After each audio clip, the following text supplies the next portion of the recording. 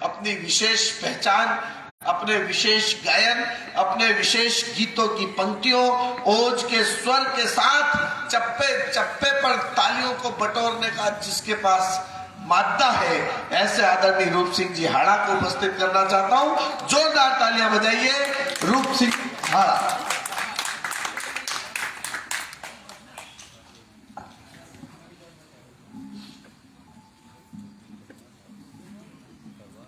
Mask निकल गया।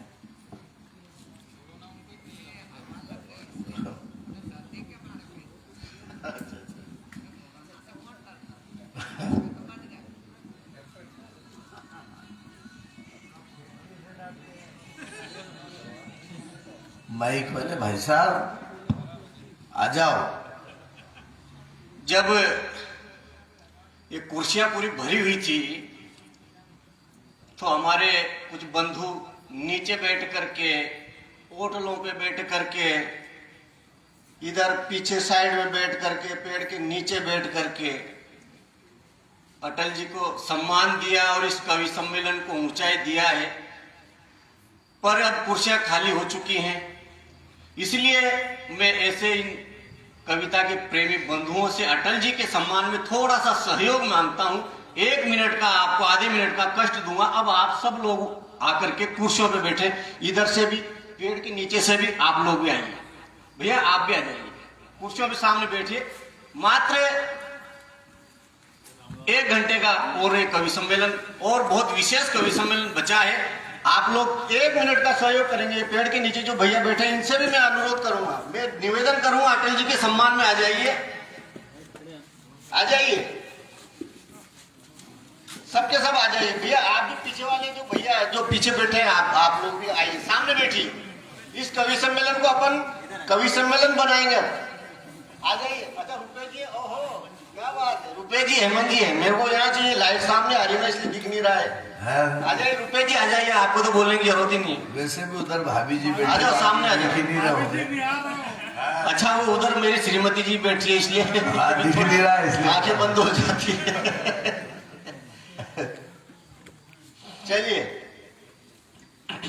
2 कवि और बचेंगे मेरे बाद, और उन दोनों तक आप लोग पहुंचे, वो दोनों आप तक पहुंचे। उन दोनों के बीच में मैं ज्यादा देर नहीं रहूंगा, क्योंकि आप लोग मुझे सुनते ही रहते हैं। ये अलग बात है कि आप मेरे को जितनी भी बार सुनेंगे मैं हर बार नया सुनाऊंगा। मैं वो वाला कवि नहीं हूं कि 1 घंटे का एपिसोड हो उसके बाद कुछ नहीं हो। मेरे पास हर बार अलग कुछ ना कुछ रहता है। भाई साहब ने गीतों के बारे में मेरी भूमिका बनाई है, तो मैं 4 पंक्तियों से अपनी बात प्रारंभ करता हूं। स्वागत। मैं हमेशा इन 4 पंक्तियों से ही, देश के किसी भी मंच में मैं कविता पाठ करूं, इन 4 पंक्तियों से ही मैं शुरुआत करता हूं। इसलिए करता हूं कि देश की बेटी स्वाति महादिक, उसके पति संतोष महादिक कारगिल में शहीद हो जाते हैं, और उसके बाद वो बेटी संकल्प लेती है कि मेरे पति के अधूरे जो सपने हैं उनको मैं पूरा करूंगी और मैं भी फौज में भर्ती होंगी। और मित्रों आप आश्चर्य करेंगे कि 6 महीने के बच्चे के बाद भी वो बेटी आज हमारी सेना में कर्नल के पद पर सेवा दे रही है। लेकिन दुर्भाग्य इस देश का कि इस देश ने कल्पना चावला से लेकर के फोगाट बहनों तक बहुत सम्मान दिया है, लेकिन उस बेटी को सम्मान देने में ये देश कहीं ना कहीं चूक गया है। इसलिए मैं आपका भाई ये 4 पंक्तियां उस बेटी के सम्मान में पूरे देश भर में इसलिए पढ़ता हूं कि कहीं मेरी ये 4 पंक्तियां उस बेटी को उसका सम्मान दिलाएं। इस भरोसे और इस विश्वास से मैं इनको शुरुआत में पढ़ता हूं। मैं ये 4 पंक्तियां हमारी जो इधर मातृशक्ति बेटी इनको समर्पित करता हूं। एक बार जोरदार तालियां बजा करके मुझे स्वागत है, स्वागत है। मंच का भी ध्यान चाहता हूं राम भैया कि कभी मेहंदी सजी उन हाथों ने हथियार थामे हैं, कभी मेहंदी सजी उन हाथों ने हथियार थामे हैं, कभी पायल सजी वो पांव फौजी बूट बांधे हैं, सजी थी लाल जोड़ा वो, सजी थी लाल जोड़ा वो, आज आज फौजी की वर्दी में, और अगली पंक्ति में आप लोग सम्मान करना उस बेटी का। सजी थी लाल जोड़ा वो आज फौजी की वर्दी में, वतन पर मिटने की ये चाह बस भारत। वाह वाह वाह वाह वाह, बढ़िया है रूपसिंह जी, बढ़िया है। 4 पंक्तियां और पढ़ता हूं। हमारे सेनापति ने पिछले दिनों एक बयान दिया कि हमारी सेना चीन और पाकिस्तान दोनों से एक साथ लड़ सकती है। मैं हमारे सेना प्रमुख के बयान को आगे बढ़ाते हुए और थोड़ा सा कहना चाहता हूं कि हमारी सेना चीन और पाकिस्तान से ही नहीं, पूरी दुनिया से एक साथ लड़ सकती है। लेकिन समस्या क्या है, वो 4 पंक्तियों में समस्या आप तक पहुंचाता हूं, सुनिएगा। हमें खतरा नहीं है उनसे जो उस पार बैठे हैं, हमें खतरा नहीं है उनसे जो उस पार बैठे हैं, उधारी मांग कर हथियार जो हर बार बैठे हैं, असल खतरा तो उनसे है जो मेरे घर में रहते हैं। कन्हैया और उमर खालिद जैसे लोग, असल खतरा तो उनसे है जो मेरे घर में रहते हैं। और अगली पंक्ति को संभालना। असल खतरा तो उनसे है जो मेरे घर में रहते हैं, रोटियां हिंद की खाकर पाक की गोद में। वाह वाह वाह वाह। मित्रों, पिछले 10 वर्षों से अपन लोग यहाँ कवि सम्मेलन करते आ रहे हैं। वर्मा जी यहाँ से चले गए। वर्मा जी का जो गणेश जी वाला पांडाल है, वहां से अपन ने कवि सम्मेलनों की शुरुआत करी है। और इन 10-12 वर्षों में कवि सम्मेलनों में देश भर के कितने ही कवियों को मैंने, श्याम जी भाई साहब आप तो साक्षी हैं, कितने ही कवियों को मैंने बुलाया है। और यहाँ से जाने के बाद हर कवि, जब भी हम लोग कवि सम्मेलनों के मंचों पे मिलते हैं या कभी फोन पे चर्चा होती है, तो हर कवि एक बात बोलता है कि पीथमपुर में चाहे पैसा कितना मिले ये महत्वपूर्ण नहीं होता है, लेकिन श्रोताओं का जो प्यार मिलता है, कविता के प्रति जो दुलार पीथमपुर में मिलता है, वो पूरे देश में कहीं नहीं मिलता है। ये मित्रों, मुझे बहुत गर्व की अनुभूति होती है सब सुनकर के। और इसी स्नेह ने आपके इस भाई को पूरे देश भर में घुमाया है। मैं मात्र 9 मिनट और आपका लूंगा। 9 मिनट में एक कविता में भाई प्रद्युम्न ने जो विषय रखा था आपने बीच में कि हमारे सेना के जवान कितनी मुश्किलों में काम करते हैं, कैसी परेशानियों में काम करते हैं, लेकिन उसी सेना के जवानों को, उसी सेना को हमारे देश की राजनीति क्या बोलती है? तो हमारे देश की राजनीति उनको बोलती है कि हमारी सेना बलात्कार करती है, या हमारी सेना रेपिस्ट है। कोई बोलता है हमारी सेना कश्मीर में 4 आतंकवादी मारती है और 20 सिविलियन मार देती है। एक पत्रकार ने मंत्री जी से पूछा, क्या कर रहे हो साहब, रोज जवान शहीद हो रहे हैं?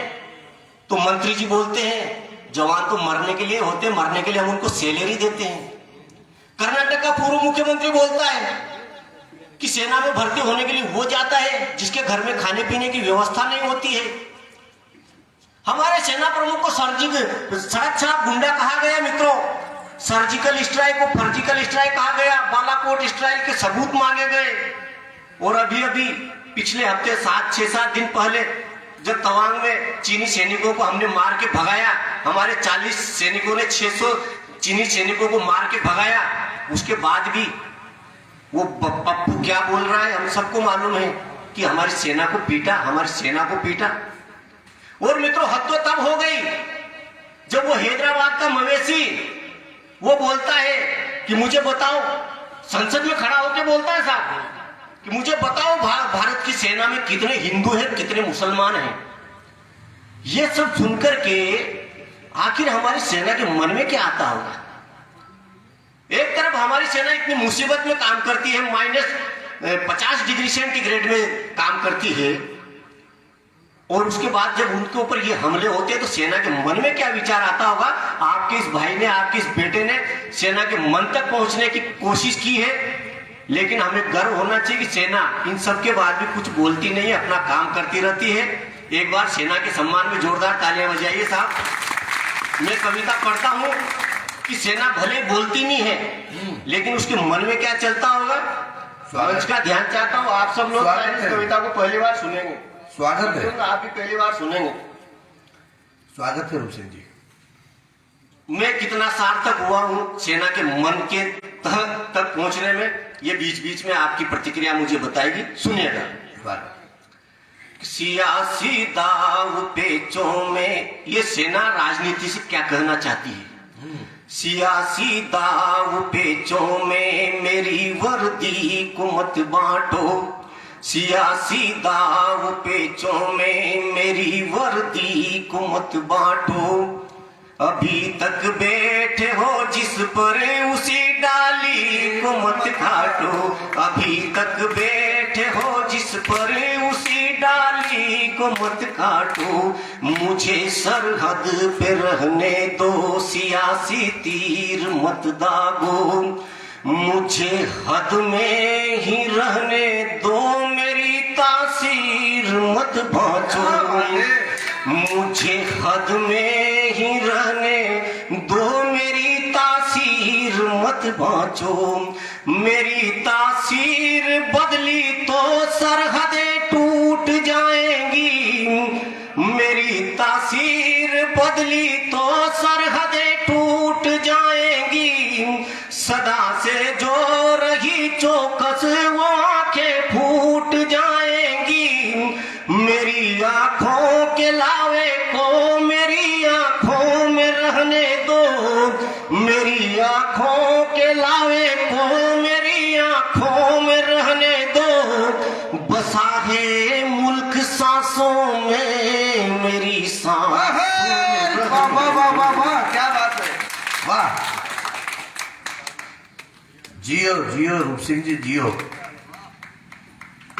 है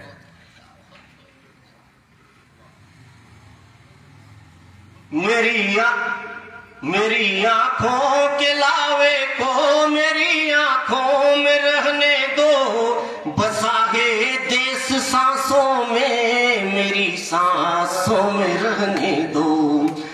मेरी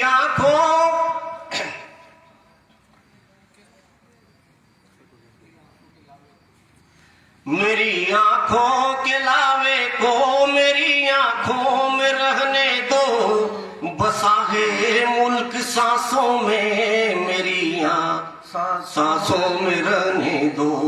मेरी सांसें उखड़ती है राज में खोल ना पाया, मेरी सांसें उखड़ती है राज में खोल ना पाया। खून मेरा भी खोला था मगर मैं बोल ना पाया। किन हालातों में काम करते हमारी सेना कि गला हूं हिमगिरी जैसा, जला हूं मैं रवि जैसा। गला हूं हिमगिरी जैसा, जला हूं मैं रवि जैसा। खड़ा हूं मौन साधक सा, लड़ा हूं मैं दधीची सा। मेरे लोहू की कीमत से ये हिंदुस्तान जिंदा है, मेरे लोहू की कीमत से ये हिंदुस्तान जिंदा है। गिरा हूं मैं मगर हाथों से ना गिरता तिरंगा है। गिरा हूं मैं मगर हाथों से ना गिरता तिरंगा है। बंधे हाथों से लाया हूं गगन के तोड़ कर तारे। जब हमारे दो सैनिक सुधाकर और हेमराज के जब शीश काट करके पाकिस्तान के सैनिक लेके चले गए तो सेना के 1000 जवान भूख हड़ताल पर बैठ गए और मनमोहन सिंह जी को बोलते हैं कि हमको आदेश दो पाकिस्तान पर आक्रमण करने के लिए, लेकिन आदेश नहीं दिया जाता है। तब पंक्तियां लिखता हूं साहब में कि बंधे हाथों से लाया हूं गगन के तोड़ कर तारे। समर में जीत कर लाया तुम्हें समझो तुम्हें हारे, रोक लो ये बगावत में कहीं सत्तास ना कर दूं। और अगली पंक्ति में कोई ताली मत बजाना साहब, मैंने बहुत गुस्से में इस पंक्ति को लिख दिया था। मैं भगवान से प्रार्थना करता हूं कि ये जो मेरा गुस्सा है कभी भी मेरे सेना का गुस्सा मत बनने देना। जिस दिन मेरा भी गुस्सा खत्म होएगा मैं इस पंक्ति को कविता से बाहर करूंगा, सुनेगा।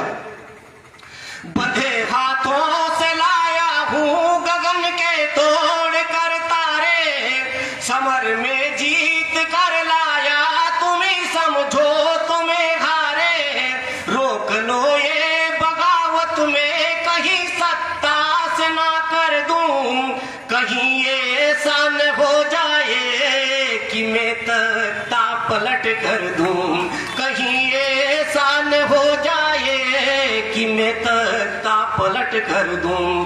तेरी नाकामियों की पोल मैं खोल ना पाया, अरे खून मेरा भी खोला था मगर मैं बोल ना पाया। वाह वाह वाह।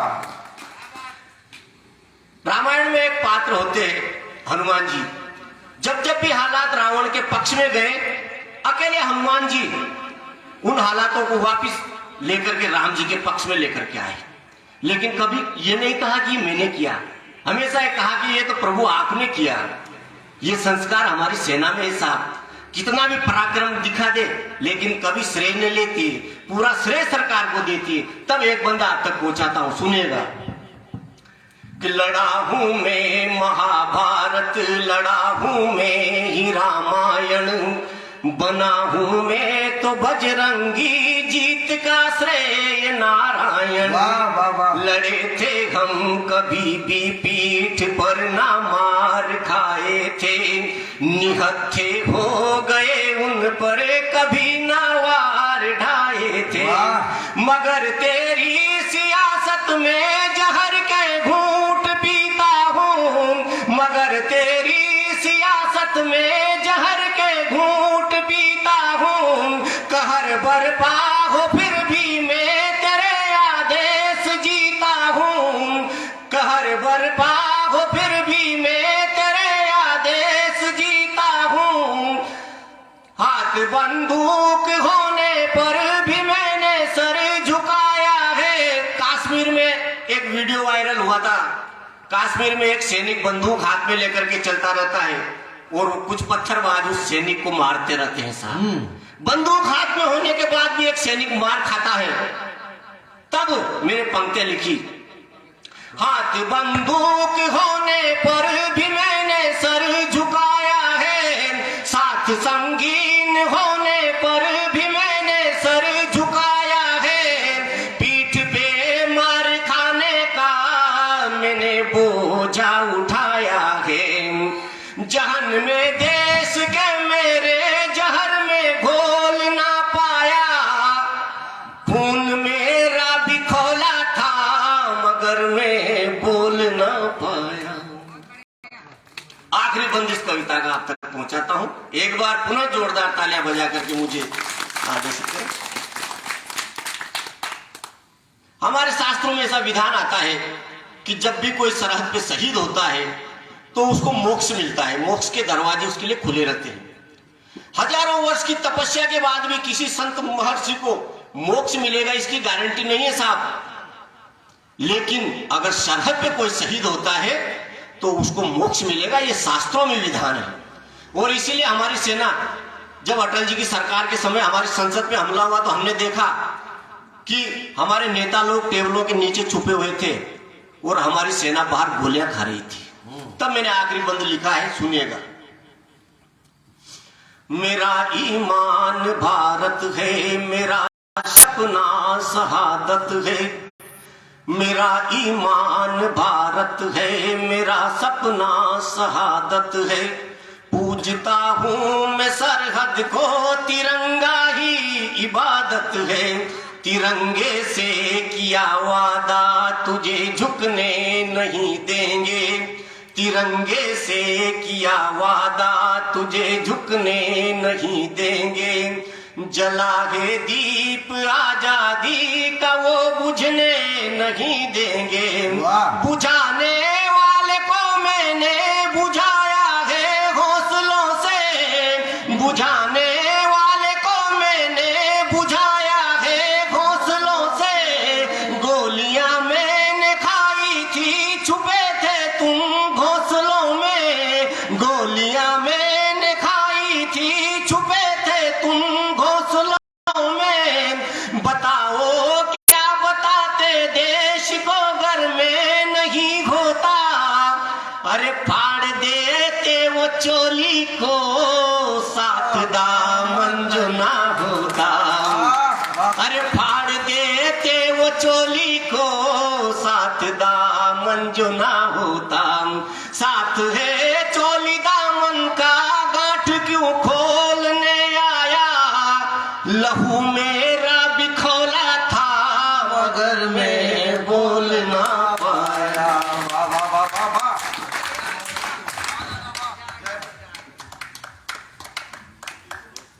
ये थे रूप सिंह जी हाड़ा। आप कहाँ जा रहे हैं?